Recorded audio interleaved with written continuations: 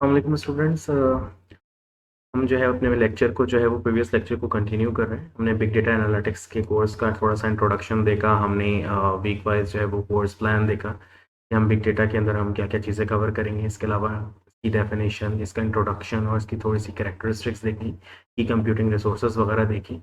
ये big data analytics basically होता क्या है या बिग डेटा हम कहते किसको, ठीक है। Now we are moving towards the most three important foundations, इसको आप baseline भी कह सकते हैं बिग डेटा की। वो है 3 V's, that is volume, variety and velocity. As I have told you in the previous lecture, it has equally very important significance. तो आगे चल के हम वन बाय वन देखते हैं इसको कि वॉल्यूम, वेराइटी और वेलोसिटी क्या है, ठीक है।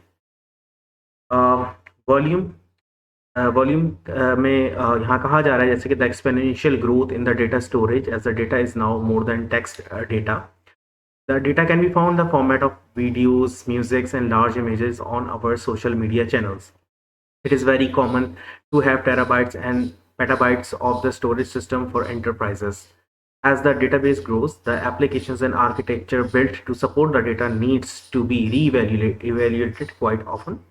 Sometimes the same data is re-evaluated with multiple angles, and even though the original data is the same, the newfound intelligence creates explosion of the data. The big volume indeed represents big data.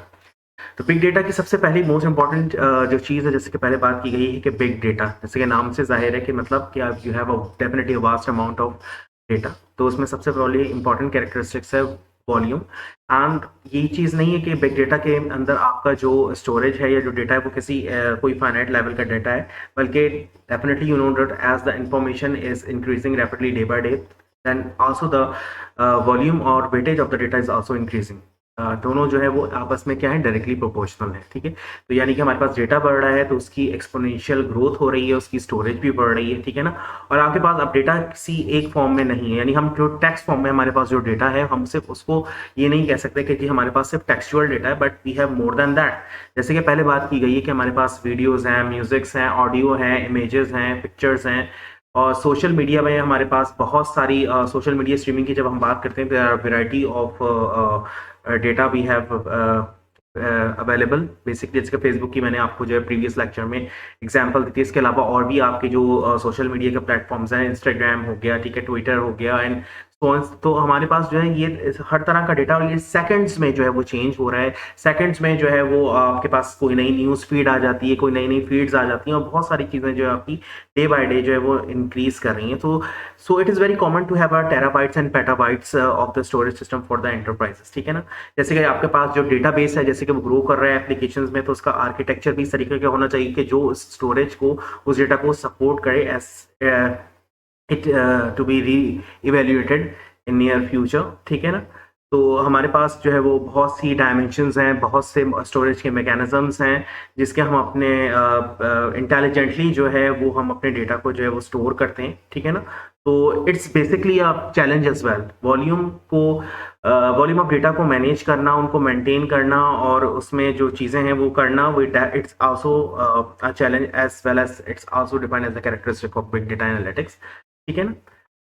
यहाँ पर हमारे पास जो है वो उसकी examples आ जाती हैं, like Facebook processes 500 terabyte per day. आप सोचिए टेराबाइट्स कितना होता है, ठीक है ना। आपके पास हार्ड डिस्क में जीबी कितनी स्पेस की होती है नॉर्मली, अगर आपके पास जो है वो 250 जीबी या 500 जीबी की हार्ड डिस्क होती है, तो वो काफ़ी आप उसमें जो है अपना डेटा जो है बहुत ईजिली मैनेज कर लेते हैं, और आपकी काफ़ी स्पेस जो है उसमें खाली रहती है हमारा नॉर्मल यूज़ के हिसाब से अगर हम बात करें।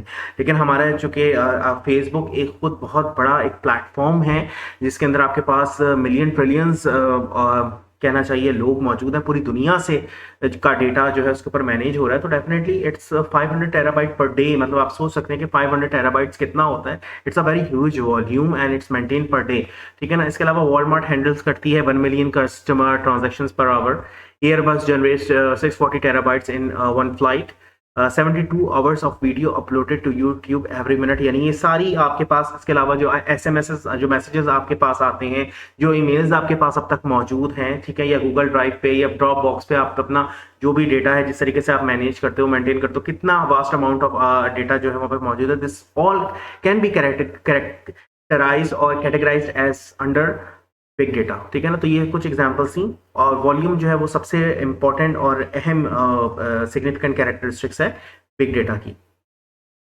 नेक्स्ट है वेलोसिटी। यहाँ पे बात करते हुए कहा जा रहा है कि the data growth and social media explosion have changed how we look at the data. There was at a time when we used to believe that data of yesterday is recent. The matter of the fact, newspaper is still following that logic. However, news channels and radios have changed how fast we receive the news. Today, people reply on social media to update them with the latest happening on social media. Sometimes a few seconds old messages, a tweet, a status updates, etc. is not something interests users. They often discard old messages and pay attention to recent updates. The data movement is now almost real time, and the update window has reduced to fractions of the seconds. This high velocity data represents big data. पहले बात हो गई volume की, ठीक है, यानी उसका wait, उसका मास, कितनी आपके पास जो है स्टोरेज मैकेनिज्म मौजूद है जिसके ऊपर जो है वो आपका डेटा जो है वो आप मैनेज करो. उसके बाद है आपके पास वेलोसिटी, कि कितनी how rapidly the things are changing, how rapidly the things are getting place, ठीक है ना, कैसे नई नई चीज़ें जो है वो आपके पास आ रही हैं, ठीक है ना, कि अभी आप को कुछ देर ही होती है, अभी कोई चीज़ आप अपलोड करते हैं, कोई न्यूज़ फीड अभी आप देखते हैं तो आप देखते हैं कि there are lots of news feed जो है वो आपके जो है वो कहना चाहिए प्रोफाइल पेज के ऊपर जो वो आपको नजर आती हैं, मेन पेज पे आपको जो नजर आती हैं, यानी कि मिनट मिनट में, सेकंड सेकंड में आपके पास न्यूज़ फीड्स चेंज हो रही हैं, न्यूज़ चेंज हो रही हैं, ठीक है ना. तो इट्स अ वेरी मतलब नैनो सेकंड्स में जो है वो आपके पास कहना चाहिए कि इन्फॉर्मेशन जो है वो चेंज हो रही है. तो ये आपके पास, चूंकि आपको जो है वो अवेयर रहना है, उसके साथ जो है वो लेटेस्ट अपडेट्स के साथ लेटेस्ट जो भी हैपनिंग हो रही है सोशल मीडिया के ऊपर इन द सेकंड्स, और आपको जो है वो आपके जो ओल्ड मैसेजेस हैं उसको भी आपको मैनेज करना. हो सकता है कि इस में जैसे हमारे पास व्हाट्सएप पे अक्सर होता है कि बहुत सारे मैसेजेस आते हैं, तो हमारे पास बहुत से जो काम के मैसेजेस होते हैं वो ओवरलुक भी हो जाते हैं. ये ड्रॉबैक भी है इस चीज़ का, ठीक है ना. लेकिन बहरहाल ये सारी चीज़ें जो है वो यूज़र इंटरेस्ट के लिए भी हैं और ये बिग डेटा का हिस्सा भी हैं, ठीक है ना, कि किस तरीके से जो है वो ये सारी चीज़ें जो है वो मैनेज हो रही हैं, किस तरह से, how fast, how rapidly the things are getting change, ठीक है. वेलोसिटी में आपके पास है ट्रैफिक डेटा, है फाइनेंशियल मार्केट. अगर आप स्टॉक एक्सचेंज की बात करें, ठीक है ना, तो कितनी तेज़ी के साथ जो है वो आपके पास वैल्यूज़ जो है वहाँ पर वो चीज़ें चेंज हो रही होती हैं, कहीं गिरावट आ रही होती है, कहीं अपग्रेडेशन हो रही होती है. तो आप स्टॉक मार्केट की जो एग्जांपल है वो आप ले सकते हैं वेलोसिटी के अंदर. फेसबुक की एग्जांपल है, व्हाट्सएप की एग्जांपल है, इस तरह की हज़ारों आपके पास मिसालें मौजूद हैं. सोशल मीडिया तो बहुत बेस्ट एग्जांपल है कि कितनी वेलोसिटी के साथ जो है वो आपके पास जो इन्फॉर्मेशन जो है वो अपग्रेड हो रही होती है, अपडेट हो रही होती है और चेंज हो रही होती है, ठीक है. So this is the second important significant characteristics of big data, ठीक है ना, after the volume. The third thing is the variety. Data can be stored in multiple formats, as we all know that, for example, database, Excel, CSV, Access, or the matter of the fact that it can be stored in a simple text file. Sometimes our data is not even the traditional format as we assume. It may be in the form of video, SMS, PDF, or something we might have not thought about it. It is the need of the organization to arrange it and make it meaningful. It will be easy to do so if we have data in the same format. However, it is not the case most of the time. The real world have data in many different formats, and that is the challenge we need to overcome with the big data. This variety of data represents big data, यानी आपके पास जो है वो multiple formats हैं, multiple चीज़ें, videos के भी multiple formats में आपके पास जो है वो डेटा मौजूद है, ऑडियोस में भी मल्टीपल फॉर्मेट्स आपके पास मौजूद है, आपके पास डेटा बेस फाइल्स हैं, ठीक है, एक्सेल्स हैं, एक्सेल्स फाइल्स हो गई, आपके पास प्रेजेंटेशन की फाइल्स हो गई, ठीक है ना, आपके पास पिक्चर्स के बहुत सारे वैरायटी है, लाइक फॉर्मेट्स की, लाइक जेपीजी है, जेपैग है, टिफ है, ठीक है ना, बिटमैप है. There are several variety, several formats जो है वो आपके पास अवेलेबल है, ठीक है ना. और आप इजीली जो है एक फॉर्मेट से दूसरे फॉर्मेट में जो है वो कन्वर्ट भी कर सकते हो. लाइक कि अगर मैंने एक्सेल में अगर कोई फाइल अपनी जो है वो सेव कराई है तो आप CSV में उसको आराम से जो है वो ट्रांसफॉर्म कर सकते हो. आपके पास इसके अलावा ऑनलाइन आपके पास ऐसे मोड्स मौजूद है कि आप वर्ड की फाइल को PDF में या PDF की फाइल को वर्ड में जो है वो सेव करा सकते हो. तो there are several ways to organise in a variety of formats and it's so easy to manage the data, ठीक है ना. तो आपके पास ये सारी वैरायटी जो है वो मौजूद है जो रिप्रेजेंट करती है आपके पास ये सारी चीज़ें बिग डेटा के अंदर, ठीक है. अब वैरायटी में आपके पास एग्जांपल्स है HTML का पेज.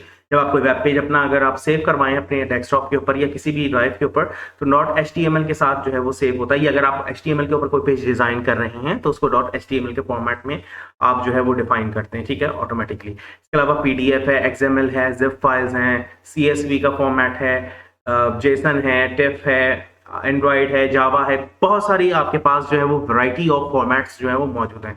तो ये हमारा जो है वो कंपेंडियमली अगर हम समराइज करें तो ये हमारी बहुत इंपॉर्टेंट कैरेक्टरिस्टिक्स है, बहुत इंपॉर्टेंट चीज है। 3 V's, that is volume, that is variety and that is velocity. ये 3 बिग डेटा की बहुत मतलब कहना चाहिए 3 पिलर्स हैं आपके, जिसके ऊपर ये आपका बिग डेटा जो है वो सारा बेस कर रहा होता है। अगर इन 3 कॉन्सेप्ट्स को आपको बहुत अच्छे तरीके से अंडरस्टैंडिंग है, क्लियरिटी है, तो इसको आप आराम से जो है इन चीज़ों को समझ सकते हैं। कोई भी केस स्टडी आप जो है वो डिफाइन कर सकते हैं, किसी भी केस स्टडी में से कोई भी चीज़ को इन्फर कर सकते हैं और किसी को भी अच्छे तरीके से इस चीज़ पे ब्रीफ कर सकते हैं या एलोबरेट कर सकते हैं। Now move on. Let's talk about some benefits of big data analytics. सबसे पहला है cost and management, जिसमें कहा गया है कि आपके पास इकोनॉमीज ऑफ स्केल है, आउटसोर्स रिसोर्स मैनेज, यानी आपके पास जो है ये जितनी भी चीज़ें को आप मैनेज कर रहे हैं, इसमें जो भी आपके टूल्स हैं, जिस तरीके से भी आप जो चीज़ भी मैनेज कर रहे हैं, जो भी सॉफ्टवेयर वाइज या हार्डवेयर वाइज, वो आपके इकोनॉमिकल होने चाहिए, कॉस्ट इफेक्टिव होने चाहिए। रिड्यूस टाइम टू डिप्लॉयमेंट, यानी कि आपके पास जो उसको आप डिप्लॉय कर रहे हैं या किसी चीज़ को इंस्टॉल कर रहे हैं, ठीक है ना, तो उसका जो टाइम होना चाहिए वो बहुत ईज होना चाहिए, यानी कम टाइम के अंदर आप मैक्सिमम थ्रूपुट जो है वो अचीव कर लेंगे, या मैक्सिमम आउटपुट जो आउटकम जो है वो आप अचीव कर सकते हैं।